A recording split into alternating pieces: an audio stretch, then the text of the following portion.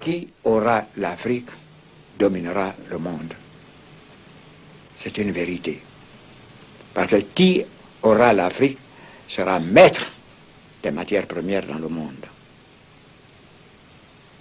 Soit qu'il développe ces matières, valorise ces matières premières pour son économie, ou soit qu'elle empêche que sa matière première parvienne au camp adverse. Ce qui signifie clairement, et même très clairement, que l'Afrique doit rester à jamais dans le sous-développement ou le quasi-développement afin d'assurer le développement de l'Occident en fournissant presque gratuitement toutes les matières premières dont l'Occident a absolument besoin pour son développement, son progrès, sa puissance, son bonheur.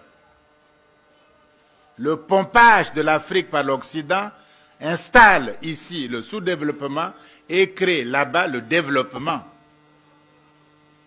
L'État-nation africain actuel ne peut pas et ne pourra pas arrêter le pompage de l'Afrique par l'Occident.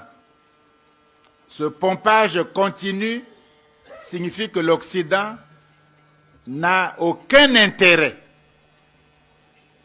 à ce que l'Afrique se libère et se développe. L'Occident n'a aucun intérêt à le faire. Donc les aides et les coopérations, c'est des cadeaux empoisonnés, puisqu'en fait, c'est pour freiner l'Afrique en réalité. Et nous ne le comprenons pas encore. La cause profonde du sous-développement, ce n'est pas tellement ce qu'on raconte, corruption, bonne gouvernance, mais quelle est la cause profonde qu'on ne dit pas, que les experts même africains ne disent pas pour respecter les normes des critères internationaux. La cause profonde du sous-développement, quelle est-elle de l'Afrique noire? Mais cette cause du sous-développement, c'est l'Occident. Il ne faut pas chercher midi à 14 heures. Depuis le XIIIe siècle, à travers la traite négrière atlantique, des millions de Noirs sont pas dans les conditions qu'on sait.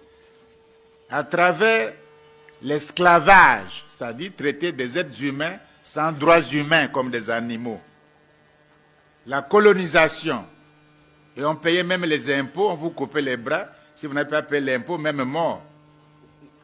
La domination, l'apartheid, la néocolonisation, avec des structures inégalitaires et non viables historiquement, comme la France-Afrique. Ce n'est pas viable historiquement. Et eux-mêmes, ils commencent à critiquer ça, et les Africains résistent, ils veulent encore la France-Afrique. Cela fait au total près de 10 siècles nos rapports avec l'Occident. 10 siècles. On a passé par toutes les expériences de l'esclavage aux aides et aux dettes injustes. Ça suffit 10 siècles, non? On veut encore être abruti, sous-développé pendant 10 siècles encore? Alors, si l'Afrique possède, voilà la question, si l'Afrique possède la maîtrise de ses ressources minières, de ses forêts, de ses hydrocarbures, de ses eaux maritimes, de ses terres arables, alors l'Occident s'affaiblit inéluctablement. Donc, il faut, pour le salut de l'Occident et la domination des damnés de la terre, comme disait Frantz Fanon, il faut que l'Afrique noire soit toujours asservie, infantilisée, et on commence par le manque de respect des chefs d'État africains, infantiliser l'Afrique, la néocoloniser et du coup la sous-développer. On a intérêt à le faire par tous les moyens. Tous les instituts, toutes les écoles, tous les grands cerveaux européens travaillent sur cette question-là. Parce que si l'Afrique échappe, nous sommes... La question de l'Afrique n'est donc pas le sous-développement ou le développement. Il faut ouvrir les yeux, ce n'est pas notre question. La question de l'Afrique, on s'est trompé pendant des années dans nos cours de sciences po et tout, de sciences économiques. On s'est trompé. La question de l'Afrique n'est pas le sous-développement ou le développement. Nous n'avons pas à nous développer, ça se fait automatiquement. L'enfant qui naît ne se pose pas la question de respirer.